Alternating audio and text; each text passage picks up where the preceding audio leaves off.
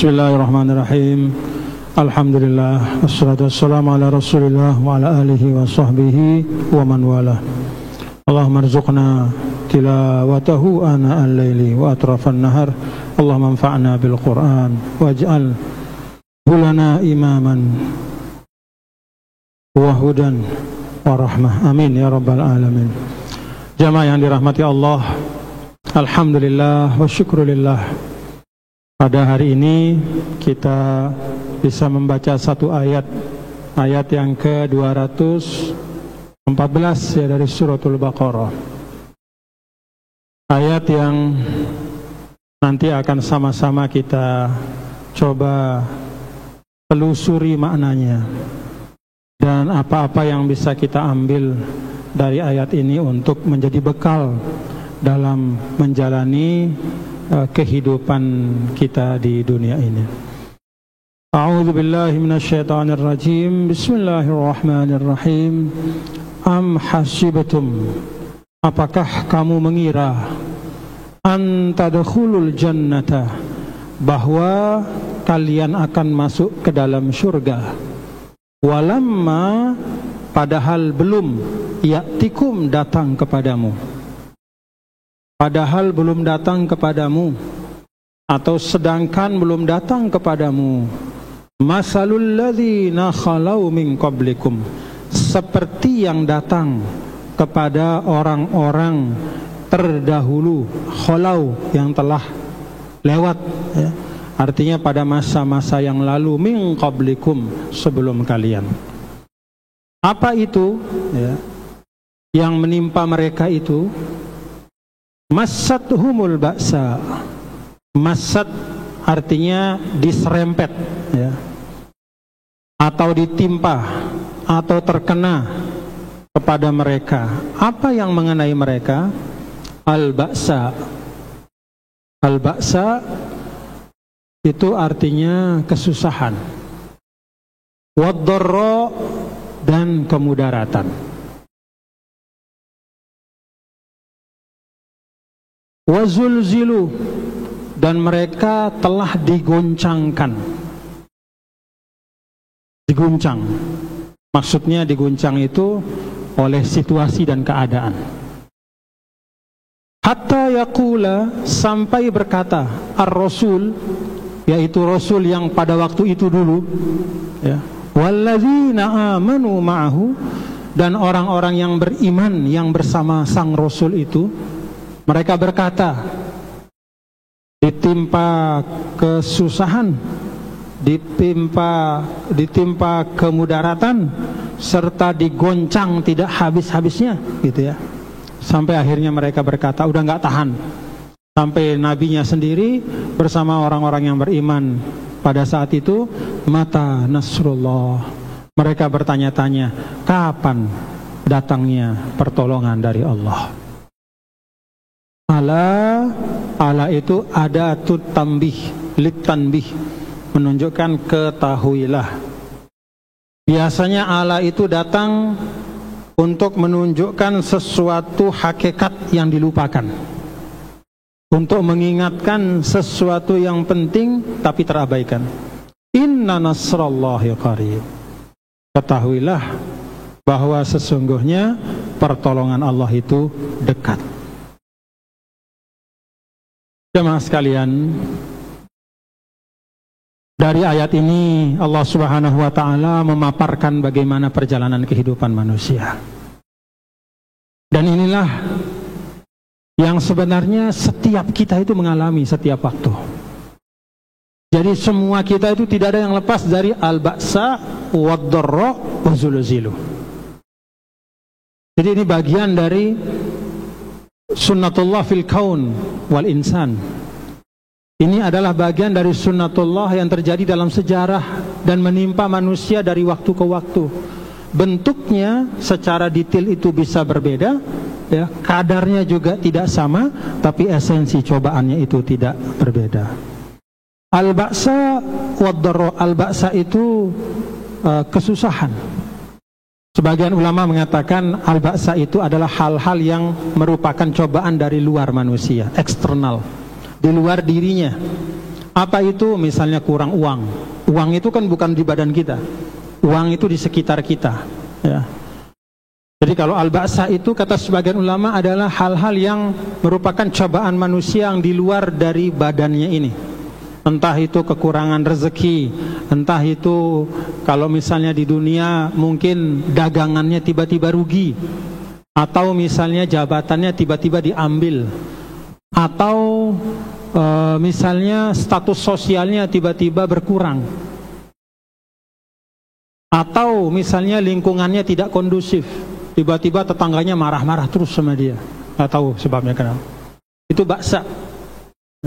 Jadi cobaan-cobaan yang berada di sekitar kita tetapi tidak langsung ada di badan kita. Sedangkan ad-dharra kata sebagian ulama, ya, mudarat itu adalah hal-hal yang menyangkut langsung kepada diri kita. Ada misalnya peristiwa kematian, itu kan menyangkut jiwa. Ada sakit, ya. Ada ya bermacam-macam lah sakit. Ada hati yang gundah. Ya. Kan kita kadang sehat badan tapi pikiran kita macam-macam.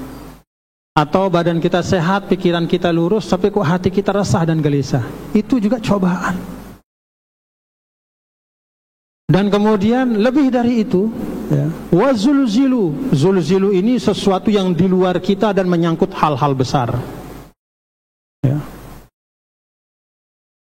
Wazulzilu itu kalau kata sebagian ulama bisa maknanya harfiah, hal besar itu yaitu zilzal, gempa.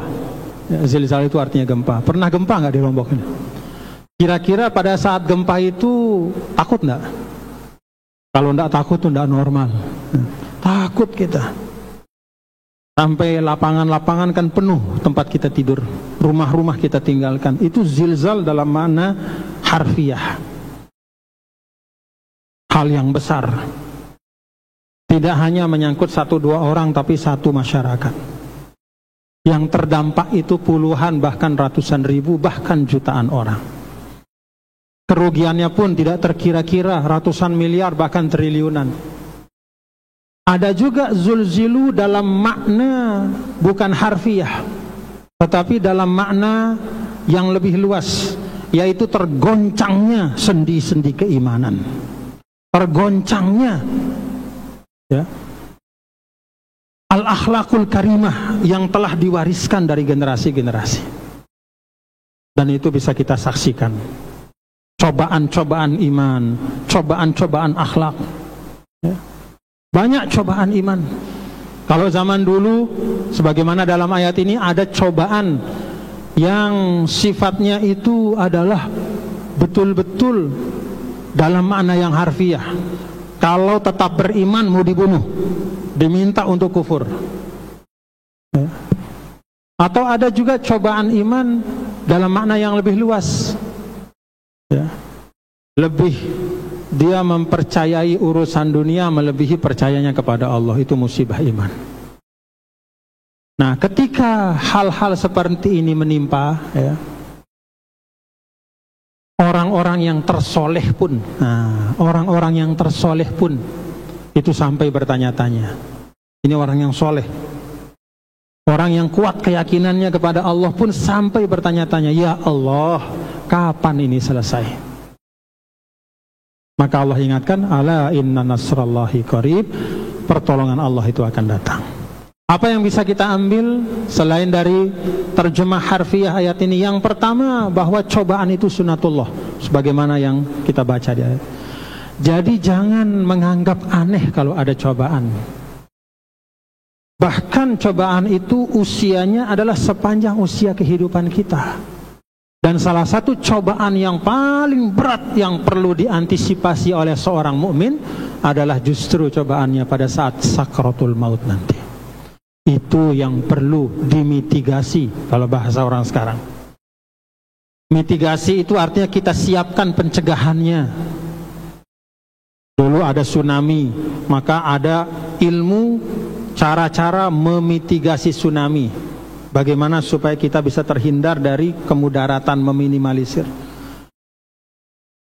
Nah, cobaan salah satu yang paling berat yang perlu untuk kita mitigasi itu adalah cobaan pada saat sakratul maut. Maka untuk cobaan yang ini, cara memitigasinya itu sederhana, kata para ulama, ya, diambil dari pesan Nabi kita, Nabi besar Muhammad sallallahu alaihi wasallam, bahwa manusia itu matu ala ma asyu alaih. Manusia itu nanti akan mati seperti cara dia menjalani kehidupan. Jadi kalau kita mentradisikan diri dalam kebaikan, maka insya Allah mati kita pun mati dalam kebaikan. Mudah-mudahan sakratul mautnya pun dimudahkan. Tapi kalau dalam hidup kita mentradisikan keburukan, maka seperti itu pula lah kita nanti akan menghadap Allah Subhanahu wa ta'ala. Jadi isti'dad terbaik untuk menghadapi, menyiapkan diri mendapatkan husnul khotimah itu ada dua, kata para ulama. Yang pertama adalah mendawamkan kebaikan, mentradisikan kebaikan. Dan yang kedua, berdoa dengan doa yang khusus untuk mendapatkan husnul khatimah. Allahumma inni as'aluka husnul khatimah. Kita minta spesifik. Tetapi yang kedua, yaitu doa ini tidak akan naik, ya, tidak akan sampai, tidak akan mudah diijabah kecuali kalau ada bensinnya. Kalau roket itu naik itu harus ada bahan bakarnya. Apa bahan bakarnya? Wal amalus sholihu yarfa'uh.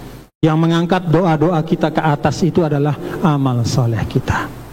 Jadi yang meroketkan, yang melejitkan, yang mengangkat doa kita, ya, yang menyampaikannya ke hadirat Allah Subhanahu wa ta'ala itu wal amalus sholihu yarfa'uh, amal saleh.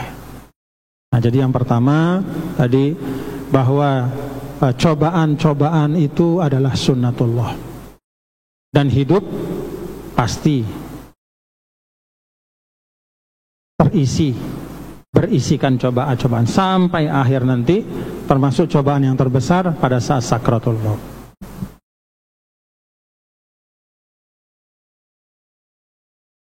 Yang kedua, bapak-bapak, saudara-saudara,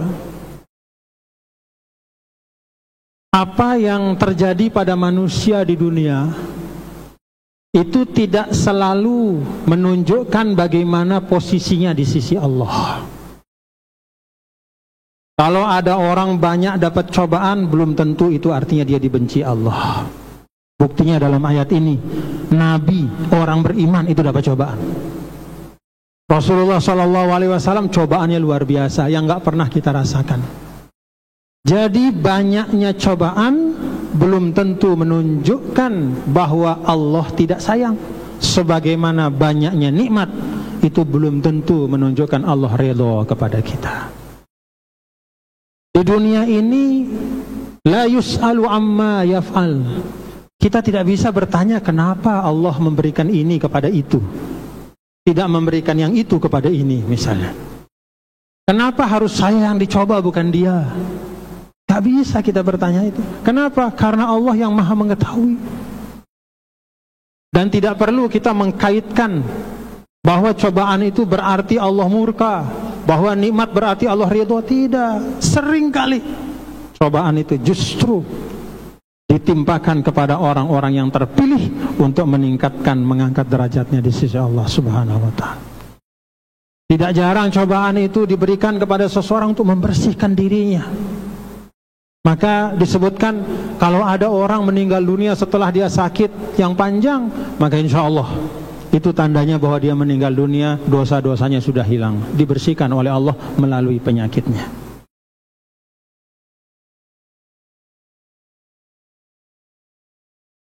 Termasuk orang yang ditimpa dalam musibah harta, ya.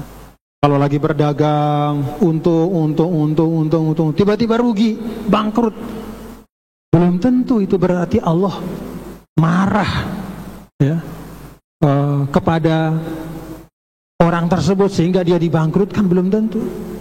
Bisa jadi Allah sayang sama dia, lalu kemudian dia dilihat oleh Allah ketika berdagang, dia dapat untung, lalu kemudian ibadahnya yang semula selalu setiap hari dia selalu, katakanlah misalnya kalau sholat selalu yang paling depan, Kalau ada amal-amal, kalau ada kegiatan-kegiatan yang baik, dia selalu terlibat di situ. Tapi karena kesibukannya berbisnis, akhirnya dia mulai katakanlah kurang semangatnya, maka disemangati lagi sama Allah. Dikembalikan lagi dia, diingatkan. Bukan tandanya Allah murka, tidak. Sayangnya Allah kadang-kadang berupa cobaan dan musibah. Itu bagian dari pendidikan Allah kepada kita sebagai manusia. Karena itu, ya, walillahil masalul a'la. Caranya Allah itu adalah mengandung makna untuk kita teladani dalam kehidupan. Sehingga kalau kita sayang sama anak kita, bukan berarti sayangnya itu harus dengan mengikuti semua kemauannya.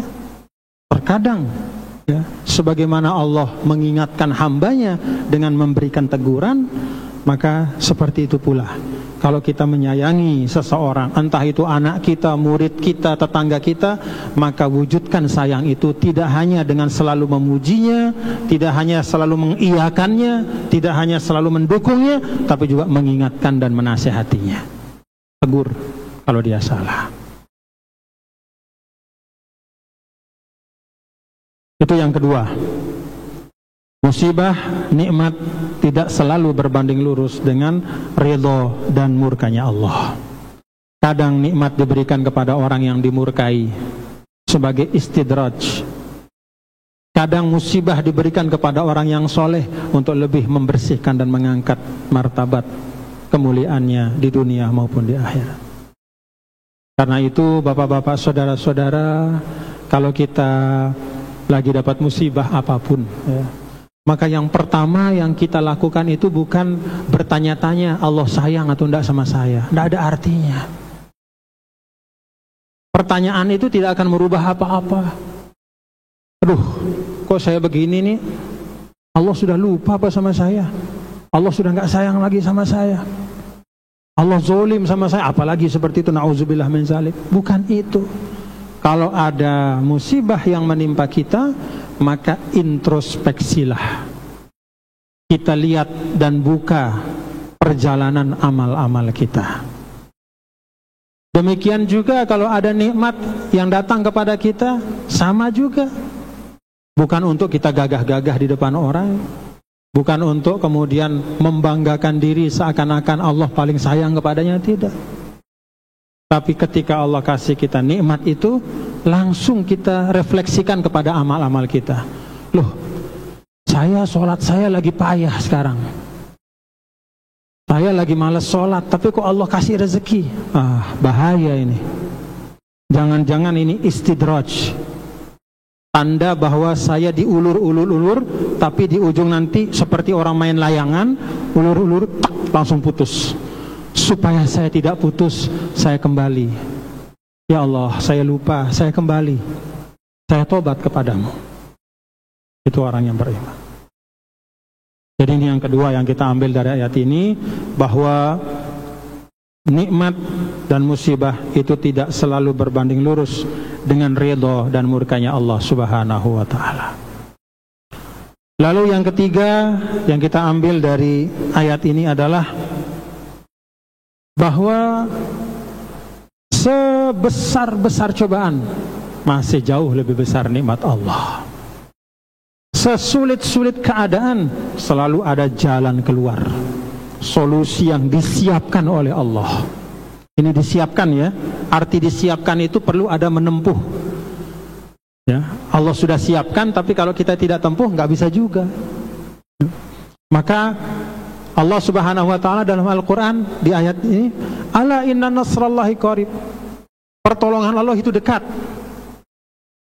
Kata dekat, kata para ulama ini, pertama menunjukkan gak lama akan datang, kalau tetap kita yakin.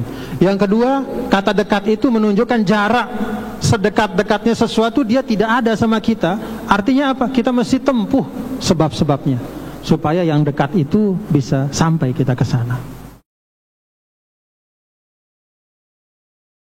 Bank Indonesia itu jauh apa dekat? Dekat, di samping Islamic Center. Tapi kalau kaki kita tidak melangkah, nggak sampai-sampai. Maka ala inna nasrallahi qarib, itu menunjukkan membangun optimisme sekaligus juga membangun komitmen untuk kita menempuh sebabnya. Optimis kita ada pertolongan Allah, tapi ingat, sedekat-dekatnya pertolongan Allah, kita harus menempuh jalannya. Maka kalau kita baca ayat misalnya, fa inna ma'al usri yusran, inna ma'al usri yusra, sesungguhnya bersama kesulitan itu ada kemudahan, dan bersama kesulitan itu ada kemudahan. Dalam ayat ini ada satu kesulitan yang bersamaan dengan dua kemudahan. Ada kata ma'a, Allah bersamakan. Tetapi tetap saja bapak-bapak, saudara-saudara, walaupun Allah sudah menyiapkan kemudahan itu, kita harus menempuh jalannya. Kita harus upayakan. Makanya jangan bertanya-tanya, kok keadaan ekonomi kita susah ya sekarang gitu. Bertanya saja tidak akan merubah keadaan. Tapi kalau kita berikhtiar bersama-sama, bekerja, insya Allah keadaan itu akan dirubah oleh Allah. Sebagaimana dalam ayat ini, ala inna nasrallahi qarib. Jadi itu yang ketiga yang kita ambil dari ayat ini, bahwa sebesar-besar cobaan masih jauh lebih besar jalan keluar, solusi, kebaikan yang Allah siapkan. Tetapi itu semua akan dapat kita peroleh kalau kita menempuh jalannya. Nah, tiga hal ini bapak-bapak, saudara-saudara, bisa kita saksikan dalam perjalanan hidup Nabi kita, Nabi besar Muhammad sallallahu alaihi wasallam. Beliau itu setiap kali ada musibah yang menimpa, masathumud ba'sa wad-dharra, ketika Madinah ditimpa dengan paceklik, ketika Madinah ditimpa oleh penyakit yang menyebabkan banyak sahabat sakit, Rasulullah sallallahu alaihi wasallam tetap membangun optimisme di tengah sahabat. Tidak pernah Nabi kemudian menarik itu ke dalam hal yang membangun pesimisme. Wah, Allah udah gak sayang sama kita, gak ada. Tidak pernah Nabi berbicara seperti itu. Selalu disikapi dengan positif. Sehingga Nabi mengatakan, ajaban li amril mu'min, in asobat musarra hamidallah fasyakar, wa in asobat hudarra hamidallah fasobar. Orang beriman itu istimewa, kata Nabi. Kalau dia dapat nikmat, dia bersyukur, mengucap alhamdulillah dan bersyukur. Kalau dia ditimpa oleh satu kesulitan, dia mengucap alhamdulillah dan bersabar.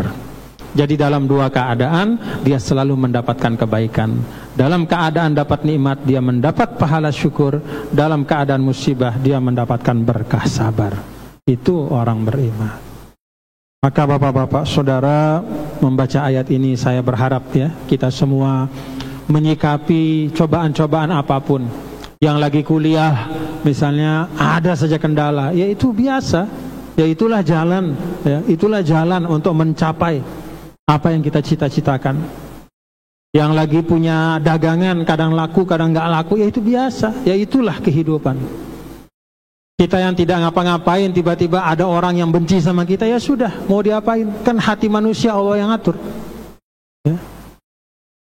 Tidak bisa kita memaksa semua orang sayang, senang sama kita. Yang penting itu bukan sayangnya orang sama kita, yang penting itu kita berbuat baik, udah. Berbuat baiklah, karena Anda tidak akan mempertanggungjawabkan kesenangan dan kebencian orang pada Anda kelak di akhirat. Yang kelak Anda pertanggungjawabkan itu, saya pertanggungjawabkan itu amal saya, omongan saya, bukan omongan orang.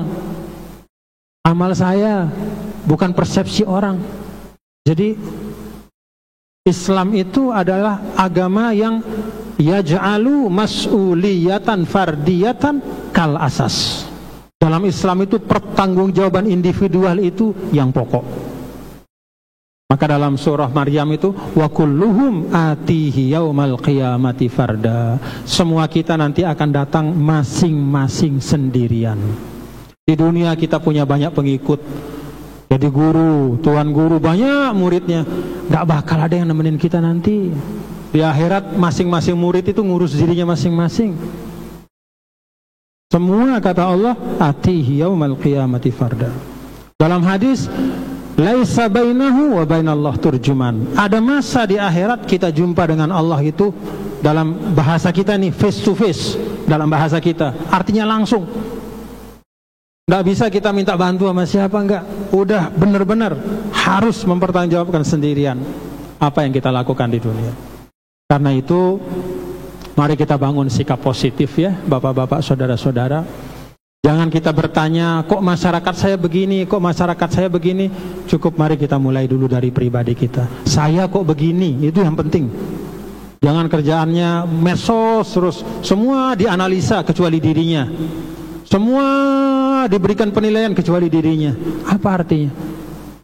Kita nilai orang, kita nilai masyarakat ini, itu, begini, begitu, macam-macam. Lalu alpa untuk menilai diri kita sendiri. Padahal menilai diri kita sendiri itulah yang menjadi pokok dan asas. Kan? Apa? Iqra' kitabaka kafa binafsikal yauma 'alaika hasiba. Gak usah repot-repot menghitung-hitung orang, repot-repotlah menghitung amalmu. Karena catatan amal kita itu yang menjadi pedoman kelak di akhirat untuk diri kita, bukan catatan amalnya orang. Paham bapak-bapak ya? Jadi mari kita bangun sikap positif.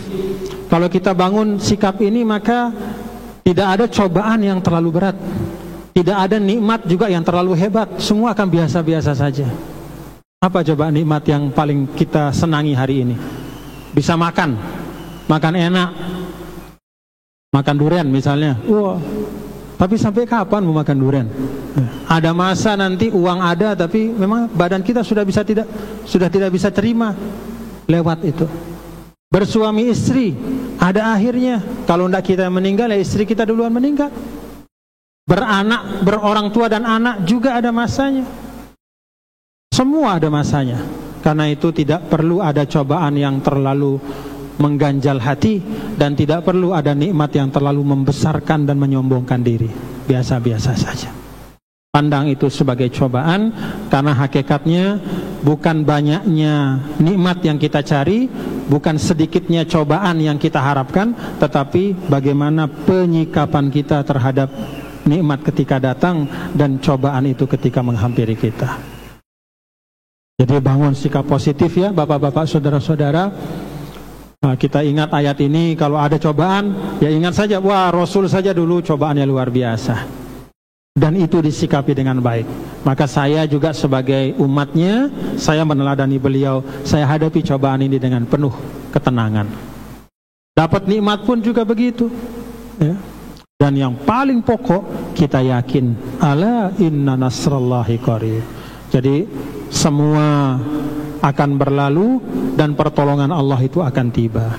Nasrullah di sini termasuk diantaranya kata para ulama adalah zuhurul haq wa zuhuqil batil. Munculnya kebenaran dan hancurnya kebatilan. Itu pertolongan Allah juga. Karena itu kalau ada kebatilan-kebatilan yang mewabah ya, ada hal-hal yang sifatnya kezoliman yang banyak terjadi, entah kezoliman sosial atau apapun lah namanya. Kok rasanya susah sekali ya? Ada hal-hal yang menjadi agenda bangsa kita ini kok nggak beres-beres misalnya ya. Nah dalam situasi seperti itu kita ingat ayat ini, inna nasrallahi qarib. Yang benar akan nampak, yang batil akan hilang. Itu saja ya. Bahwa kebenaran itu bisa datang dari tangan kita, ya alhamdulillah. Tapi kalau tidak bisa, jangan kita paksakan. Paham bapak-bapak ya? Karena kebenaran yang Allah subhanahu wa ta'ala akan hadirkan itu melalui tangan siapa yang Allah kehendaki. Kita mengharapkan perubahan, kok nggak bisa terjadi? Mungkin memang belum di generasi kita. Kita bagiannya adalah membangun pondasi. Nanti akan ada generasi yang akan lebih hebat lagi, yang bisa menghadirkan apa yang kita harapkan itu. Jadi nggak usah frustasi juga ya. Kita kadang-kadang kalau baca medsos, kalau melihat postingan-postingan kan kayaknya banyak betul hal-hal yang bertentangan dengan hati nurani kita. Ya. Maka kalau terjadi hal-hal seperti itu, ya lakukan kebaikan semampu kita, selebihnya biar Allah yang mengatur. Semua Allah yang mengatur. Allah fi tadbir. Ya. Allah fi tadbir. Allah fi tadbir. Allah yang mengatur semua. Nah, dengan demikian maka kita tidak akan terlalu stres ya menghadapi situasi apapun ya. Nah, tidak terlalu tertekan ya, kita nikmati saja kehidupan ini dengan baik ya. Rezeki kita dapatkan melalui jalan yang halal, kita konsumsikan dalam hal-hal yang baik. Seberapa yang kita dapatkan ya itu bagian kita. Kita terima dengan kesyukuran sambil kita ikhtiar untuk menambahnya kalau Allah berkenan. Jadi ruang lingkup dari apa yang kita miliki, apa yang merupakan amanah kita, kita kelola dengan baik. Selebihnya ya, ada hal-hal besar di sekitar kita yang mungkin menjadi ganjalan kita, ya sudah serahkan sama Allah. Termasuk keadaan bangsa dan negara kita, ada hal-hal yang masih belum sesuai dengan harapan, ya ini semua proses menuju kepada yang lebih baik, insya Allah. Ala inna nasrallahi qarib. Ketahuilah bahwa kebenaran itu tiba, kebenaran itu datang, kebenaran itu dekat. Kemenangan, pertolongan Allah itu dekat. Insya Allah akan terwujud. Kita bantu-bantu dengan doa ya bapak-bapak ya, saudara-saudara. Nah itu juga yang merupakan tradisi kita yang diajarkan oleh Nabi kita, Nabi besar Muhammad sallallahu alaihi wasallam. Kita bantu ikhtiar kita yang terbatas ini dengan doa. Termasuk mendoakan bangsa dan negara, mendoakan Indonesia, mendoakan pemimpin kita yang mau selesai maupun yang akan datang. Yang mau selesai diselesaikan dengan baik, yang akan datang memulai dengan baik. Karena kalau pemimpin itu tidak baik, yang rugi bukan dia, yang rugi itu kita semua. Jadi tidak ada gunanya kita mengumpat-umpat ya, tidak ada gunanya. Coba gunanya apa kita mengumpat? Misalnya ada pemimpin yang kurang pas, lalu kita umpat, gunanya apa? Kita ketemu langsung nggak bisa. Kalaupun ketemu langsung menasihati pun belum tentu didengar. Maka sebagai masyarakat kita doakan saja. Ya Allah, aslih wulata umuril muslimin. Perbaiki keadaan orang-orang yang ngurus kami ya Allah. Jadikan yang mengurus kami itu orang yang sayang kepada kami, yang takut kepadamu. Itu doa kita. Jadi nggak usah ya Allah laknat pemimpinnya, nggak usah ngapain ya, jangan. Apalagi itu pemimpin orang beriman ya. Orang yang kafir pun, yang kufur pun itu nggak semuanya boleh dilaknat. Orang yang kufur pun itu kita doakan supaya dia diberikan hidayah. Siapa yang boleh dilaknat? Kalau dia betul-betul nyata-nyata tidak berhenti terus-menerus menzolimi umat Islam. Misalnya yang di Israel itu ya, boleh juga sekali-sekali dilaknat ya. Allah turunkan laknat kepada orang-orang Zionis, boleh saja sekali-sekali ya. Tapi jangan sering-sering juga terus-terusan. Karena yang lebih penting kita doakan itu adalah agar saudara-saudara kita di Palestina itu mendapatkan keselamatan, diberikan keberhasilan dan kemenangan. Itu bapak-bapak ya. Jadi kita bangun praktek-praktek yang positif ya, kata-kata yang baik, amal-amal yang baik, insya Allah akan mempercepat datangnya pertolongan Allah Subhanahu wa taala. Rabbana taqabbal minna innaka antas samiul alim, tub 'alaina innaka antat tawwabur rahim, ya mujibas sa'ilin, ya ghiyathal mustaghithin. Sallallahu alaihi wasallam ala sayyidina maulana Muhammad walhamdulillahi rabbil alamin.